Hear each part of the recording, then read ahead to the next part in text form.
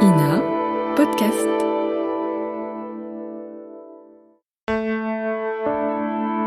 Ina Podcast.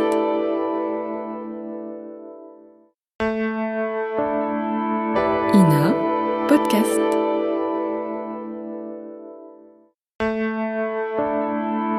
Ina Podcast.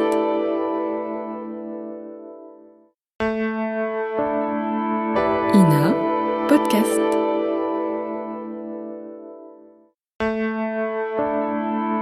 Ina Podcast.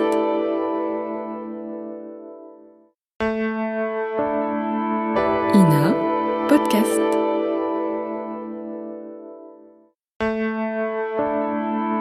Ina Podcast.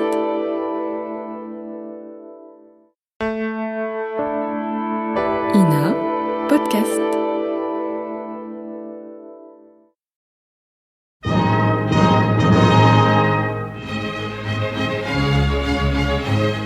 Bon baiser de partout. Une émission secrète de...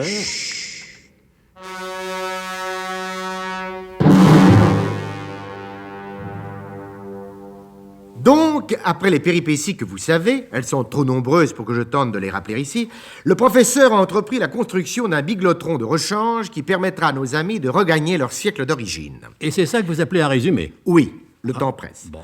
Surtout en une pareille aventure. Alors rejoignons sans plus tarder le colonel. Professeur, voici ce que m'a remis le comte de Saint-Germain. Et vous appelez ça un flugdug? Eh oui. Oh non, mais vous plaisantez, colonel. Non. Et que voulez-vous que je fasse de cette soupière? Il n'y a même pas de tuyère à potage. Le comte de Saint-Germain savait parfaitement de quoi se compose un flugdug. Ce qui est, soit dit entre nous, est remarquable pour l'époque, tant de gens du XXe siècle l'ignorant encore. Eh ben, s'il le savait, pourquoi vous a-t-il refilé cette soupière? Parce qu'elle contient le fameux potasse Saint-Germain à base de pierres philosophales et de racines de mandragore. Enfin, encore une fois, qu'est-ce que vous voulez que j'en fasse? Le comte de Saint-Germain affirme que ses effets sont strictement identiques à ceux du flugdug. Bon, enfin, on verra bien, puisqu'il n'y a pas moyen de faire autrement. Nous savions bien que construire un biglotron au XVIIIe siècle ne serait pas précisément de la tarte au bouillon de légumes. Oui, bah certes, mais je n'aurais jamais supposé que cela fait du potage à la tarte. Vous manque-t-il encore beaucoup d'éléments? Hein? Oh non, commence à y voir clair. Ah. Dès que j'aurai trouvé la Plaxmol et un rivaxateur de rabruche, nous pourrons passer au stade de la fabrication proprement dite. Bien. Et où comptez-vous vous procurer ces matières? Ah bah pour la Plaxmol, j'irai voir Lavoisier, et puis pour le rivaxateur, Benjamin Franklin. Bien. Et le professeur fit comme il l'avait dit, il rendit tout d'abord visite à Antoine Laurent de Lavoisier. Salut, au père de la chimie moderne. Vous êtes trop civil, monsieur, et m'attribuez des mérites qui ne sont pas les miens.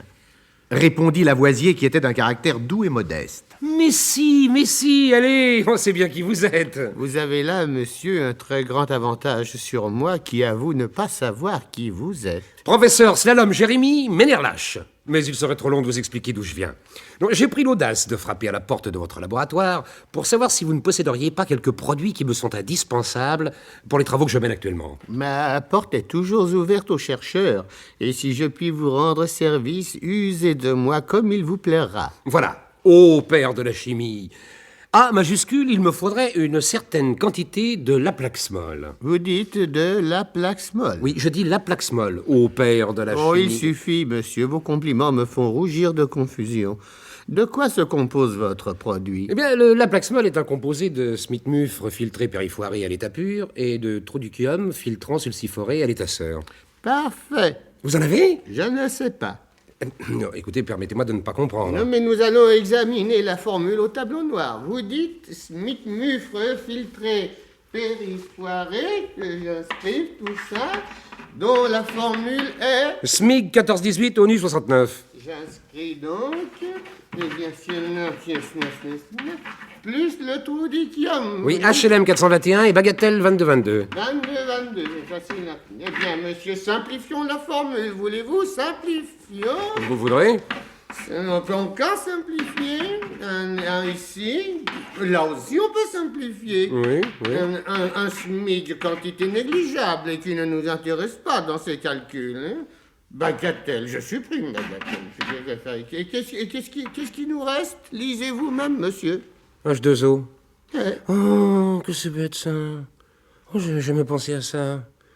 Mais c'est pourtant vrai que le Laplaxmol offrait cet aspect liquide, inodore et sans saveur. H2O. Vous êtes certain de ne pas vous être trompé, monsieur Lavoisier? J'en mettrai ma tête à couper. Oh, aïe, c'est embêtant, ça. Enfin, non, pis, pas le choix. Espérons que vos calculs seront bons tout de même.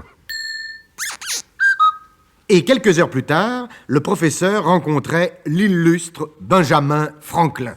Oh!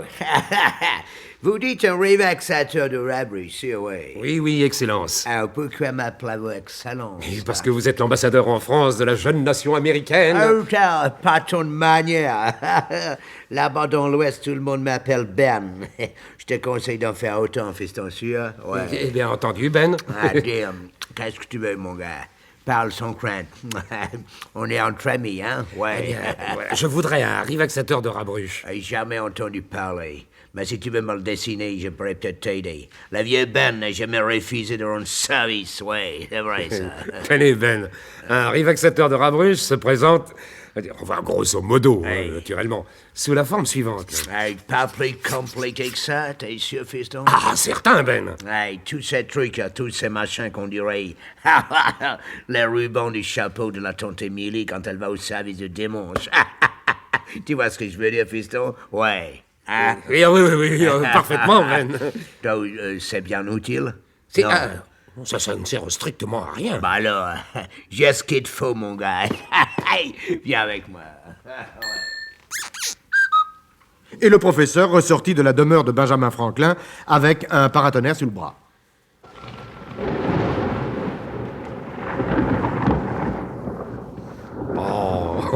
Oh, un brave cœur tout de même, ce Benjamin Franklin. Oh, s'il m'avait pas offert son paratonnerre, sa maison serait pas en train de brûler en ce moment.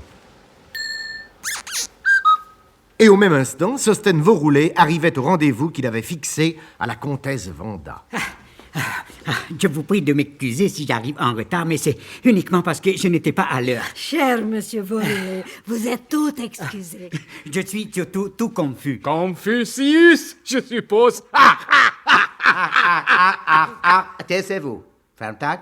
Moi, ce que j'en disais, Sorbeck, c'était pour être agréable à ce fils du ciel. Je vous ai déjà expliqué 1000 fois que monsieur n'est pas chinois. Ah non, moi pas chinois du tout. Je suis né dans le Faubourg Saint-Denis. Je suis un vrai gosse de Paris. Nous savons, monsieur Vauroulet, nous savons.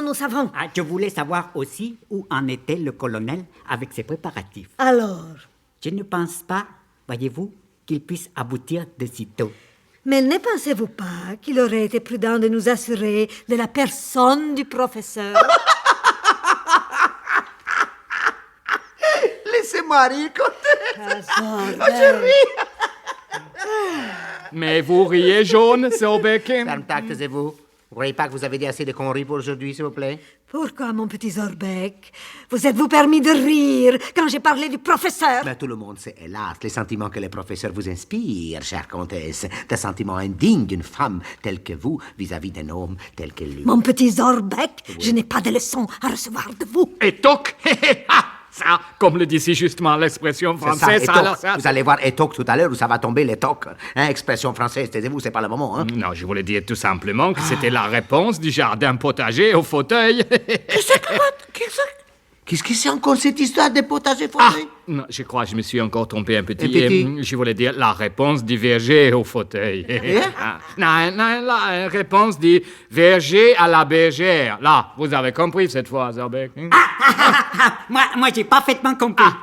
Là, mais pour l'instant, nous avons à faire quelque chose de très important. Nous allons changer de siècle. Attention, Kratzimflock.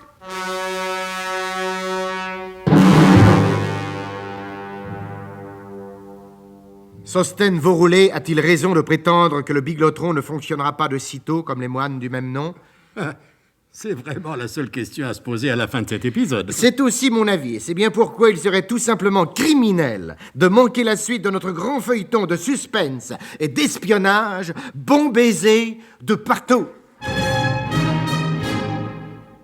C'était Bon baiser de partout. Une émission secrète de... Pierre Dac et Louis Rognoni. Décryptage et mise en code, Jean-Wilfried Garrett.